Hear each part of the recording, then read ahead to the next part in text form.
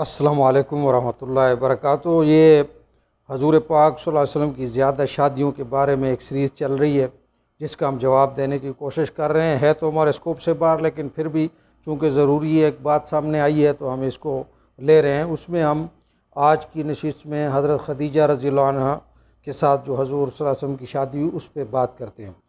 ये मारूफ तो तारीख़ में यही है कि हज़रत खदीजा रज़ियल्लाहु अन्हा जो है वो मालदार ख़ातून थी। उनकी 40 साल उम्र थी, हजूर सल्लल्लाहु अलैहि वसल्लम की 25 साल उम्र थी, और वो हज़रत खदीजा का काफ़िला लेकर गए थे और फिर हज़रत खदीजा ने उनको पैगाम भेजा और शादी हो गई। अब मेरा कहने का मकसद ये है कि कोई मुझे और ऐसा अरब बंदा बताएं, मर्द बताएं, जो 25 साल तक हजूर सल्लल्लाहु अलैहि वसल्लम की तरह मुजर्रद रहा हो। यानी वो लोग जो आपको पता है उसमें मर्दाना क़ुव्वत, शाहवत, ये अल्लाह का निज़ाम था कि शुरू में आबादी ज़्यादा ज़रूरत थी तो मर्दों में और औरतों में बेपनाह ये उनमें शाहवत और की क़ुव्वत रखी थी, और औरतों में जो है ना वो तौलीद की क़ुव्वत रखी थी ताकि आबादी बढ़ती रही। अल्लाह का एक निज़ाम है। तो उस ज़माने के अरब जो 12, 13, 14 साल में, ज़्यादा 15 साल में शादी कर लिया करते थे, जनाब अलैहिस्सलातु वस्सलाम ने 25 साल तक शादी नहीं की। उसकी वजह यह थी कि उन अरबों में ये गैरत थी कि एक तो महर के बग़ैर शादी करते नहीं थे। औरत के लिए सबसे बड़ी चीज़ महर थी, वो बंदे को नहीं देखती थी कैसे महर उसको चाहिए। और मर्दों का ठीक है, उनको तो तभी तौर पर खूबसूरत औरत चाहिए, लेकिन अरबों के लिए भी बस ये था कि औरत नामी चीज़ हो। तो महर सबसे बड़ी चीज़ थी, और महर उस बंदे को खुद देना होता था, माँ बाप से पैसे लेके नहीं करता था वो शादियाँ। तो अब हजूर अलैहिस्सलातु वस्सलाम का फ़क्र की और मिस्कीनी का ये हाल था, हज़रत अबू तालिब रज़ियल्लाहु अन्हु का, दूसरों का, यानी हजूर सल्लल्लाहु अलैहि वसल्लम का ये हाल था कि महर के पैसे कहाँ से आते।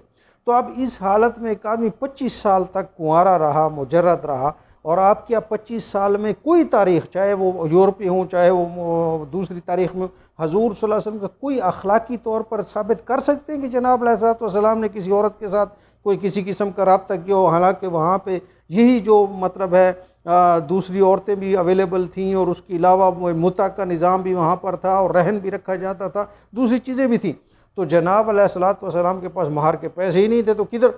अब वो जो हजूर सल्लल्लाहु अलैहि वसल्लम गए और वहाँ पे वो उनका वो हुस्न अखलाक देखा, तो लगता ऐसा है कि हज़रत खदीजा बेवा थी, उनकी बच्चियाँ में उनके साथ थे, तो वो बेवा थी, मालदार थी, लेकिन उनके सर का कोई निगहबान नहीं था। औरत को हमेशा एक मर्द निगहबान की ज़रूरत है, चाहे ये लिबरल माने या न माने।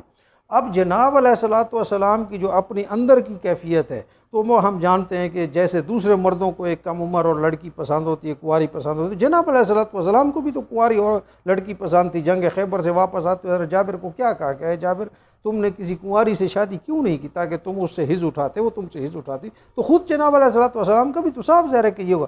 लेकिन जब एक बेवा और जिसके सर पे कोई सहारा नहीं, 40 साल की बेवा ने इल्तिजा की कि जनाब मेरे सर पे जो है ना साया बन जाइए और मेरे साथ, तो यूँ लगता है कि वो शख्स जिसको कभी किसी साइल के सवाल को रद्द करने की आदत नहीं थी, तो उन्होंने जनाब खदीजा की इस बात को, यानी इनकी दरख्वास्त को कबूल फरमाया, और न सिर्फ कबूल फरमाया बल्कि फिर ऐसा निभाया कि अगले जो है वो यानी 15 साल तक, 25 साल, अगले 25 साल तक, बल्कि 26 साल तक इस औरत के सिवा किसी दूसरी औरत की तरफ देखना भी गवारा नहीं किया, बल्कि ऐसी वफ़ादारी जनाब अलैहिस्सलातु वस्सलाम ने निभाई कि हज़रत आयशा जैसी महबूब बीवी फरमाती हैं कि एक बार मैंने कहीं कहा, बार बार हजूर सल्लल्लाहु अलैहि वसल्लम हज़रत खदीजा को याद करते थे, तो मैंने कहा कि आप उस बुढ़िया को याद करते हैं, बुढ़िया ऐसे लफ्ज़ कहा।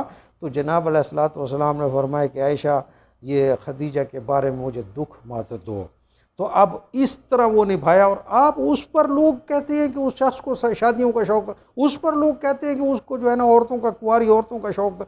इंशाल्लाह ये आगे वीडियो जारी है, छोटे छोटे क्लिप इसलिए बनाने कि आप लोगों में सुनने का हौसला नहीं है और लोगों के पास वक्त नहीं है कोई संजीदा बात सुनने का। आपको सामने पता चल जाए कि जनाब अलैहिस्सलातु वस्सलाम ने किस मजबूरी के तहत ये किया और क्यों खुदा को कहना पड़ा कि मज़ीद आप शादियाँ मत करें।